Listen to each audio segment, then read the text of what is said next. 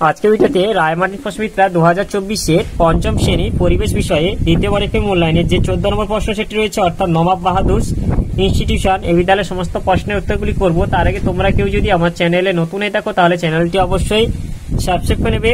একইটা আছে, প্রতিটি বাক্যের শেষে সত্যের জন্য ঠিক এবং মিথ্যার জন্য ভুল লেখো। একের এক, পুঁটি একটি শিকারী মাছের উদাহরণ, এটা ভুল হবে। একের দুই, অজয় রাঢ় অঞ্চলের একটি নদী, এটা ঠিক হবে। একের তিন, কুকুর ছিল মানুষের জন্য গৃহপালিত প্রথম প্রাণী, এটা ঠিক হবে। একের চার, মধু মৌমাছি দ্বারা উৎপাদিত হয়, এটা ঠিক হবে। দুই দিকে আছে, উপযুক্ত শব্দ বসিয়ে শূন্যস্থান পূরণ করো। দুই থেকে একে আছে, এটা ছাগল হবে, একটি মেরুদণ্ডী প্রাণী উদাহরণ। দুই দুই, গঙ্গা একটি 12 মেশে নদীর উদাহরণ। দুই তিন, এটা বাইসন হবে, গরুমারা বনে দেখা যায়।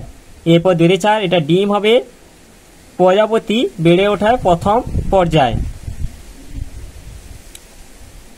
এরপরে 3 দেখেছে, সঠিক উত্তরটি নির্বাচন করে লেখো।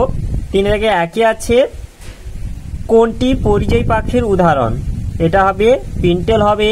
3 দেখেছে, বর মারা গেলে বউকেও তার সঙ্গে পুড়িয়ে মারা হতো, এই প্রথার নাম হলো, এটা হবে সতীদাহ। এরপরে 3 থেকে 3 আছে, কোনটি শিকারী মাছ, এটা শোল হবে। 3 থেকে 4, সুন্দরবন অঞ্চলে সবচেয়ে বিখ্যাত প্রাণী হলো, এটা হচ্ছে রয়্যাল বেঙ্গল টাইগার। এরপরে 4 দাগে আছে, একটি শব্দে উত্তর দাও। 4 থেকে 1 আছে, গরুমারা বন পশ্চিমবঙ্গের কোন জেলায় দেখা যায়? গরুমারা বন পশ্চিমবঙ্গের জলপাইগুড়ি জেলায় দেখা যায়। 4 থেকে 2, বাংলাদেশের জাতীয় সঙ্গীতের নাম লেখো। বাংলাদেশের জাতীয় সঙ্গীতের নাম হলো আমার সোনার বাংলা, আমি তোমায় ভালোবাসি। 4 থেকে 3, একটি বিপন্ন প্রাণীর উদাহরণ দাও। একটি বিপন্ন প্রাণীর উদাহরণ হলো রয়্যাল বেঙ্গল টাইগার। 4 থেকে 4, রাঢ় অঞ্চলে কোন ধরনের মাটি পাওয়া যায়? রাঢ় অঞ্চলে অনুর্বর ল্যাটেরাইট মাটি পাওয়া যায়। 5 থেকে আছে, সংক্ষিপ্ত প্রশ্নের উত্তর দাও যে কোনো দুটি। 5 থেকে একে আছে, জীববৈচিত্র্য কি? এর উত্তরটি হলো,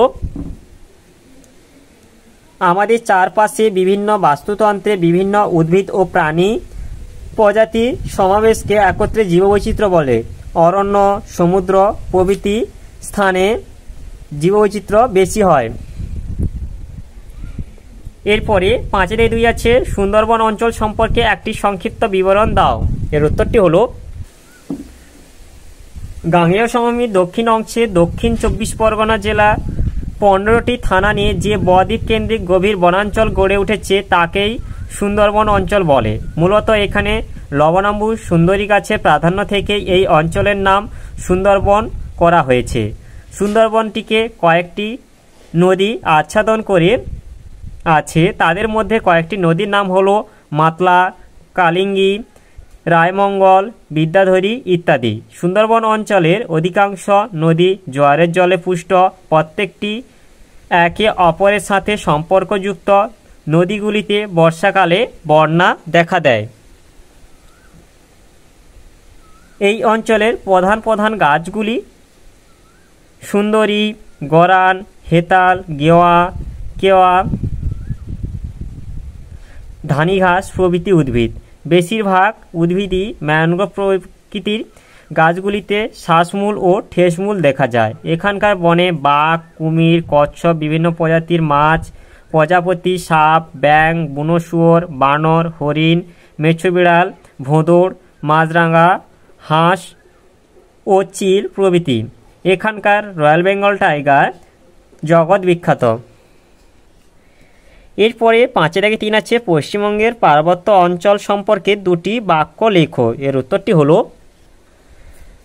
পশ্চিমবঙ্গের পার্বত্য অঞ্চল। 1, পশ্চিমবঙ্গের পার্বত্য অঞ্চলে জঙ্গলগুলি অত্যন্ত ঘন ও স্যাঁতস্যাঁতে পরিবেশযুক্ত। এখানে চিলৌনি, পানিসাজ, খয়ের শিশু প্রভৃতি গাছ দেখতে পাওয়া যায়। এছাড়া অধিক উচ্চতায় চিরহরিৎ উদ্ভিদ দেখতে পাওয়া যায়। 2, এখানকার নদীগুলি বরফ গলা জলে পুষ্ট। এরপরে 5 থেকে 4 আছে, গৃহপালিত প্রাণী সম্পর্কে একটি সংক্ষিপ্ত বিবরণ দাও। এর উত্তরটি হলো, প্রয়োজন মেটানোর উদ্দেশ্যে মানুষ যে সমস্ত পশু পাখিদের লালন পালন করে তারা হলো পোষ্য প্রাণী। পোষ্য প্রাণীরা খাদ্য ও বাসস্থানের জন্য মানুষের ওপর নির্ভর করে এবং তাদের মধ্যে মানুষের প্রতি আনুগত্যমূলক কিছু আচার আচরণ প্রকাশ পায়, যেমন কুকুর, বিড়াল, হাঁস প্রভৃতি হলো পোষ্য প্রাণী বা গৃহপালিত প্রাণী। তাহলে আজকের ভিডিওতে আমরা পঞ্চম শ্রেণীর পরিবেশ বিষয়ে যে 14 দাগে নবাব বাহাদুর ইনস্টিটিউশন এই বিদ্যালয়ের সমস্ত প্রশ্নের উত্তরগুলি শেষ করলাম। আর তোমরা কেউ যদি আমার চ্যানেলটা এখনও সাবস্ক্রাইব করে রাখোনি তাহলে চ্যানেলটা অবশ্যই সাবস্ক্রাইব করে নেবে। ভিডিওটি ভালো লাগলে ভিডিওটিকে লাইক, কমেন্ট ও শেয়ার করতে ভুলবে না।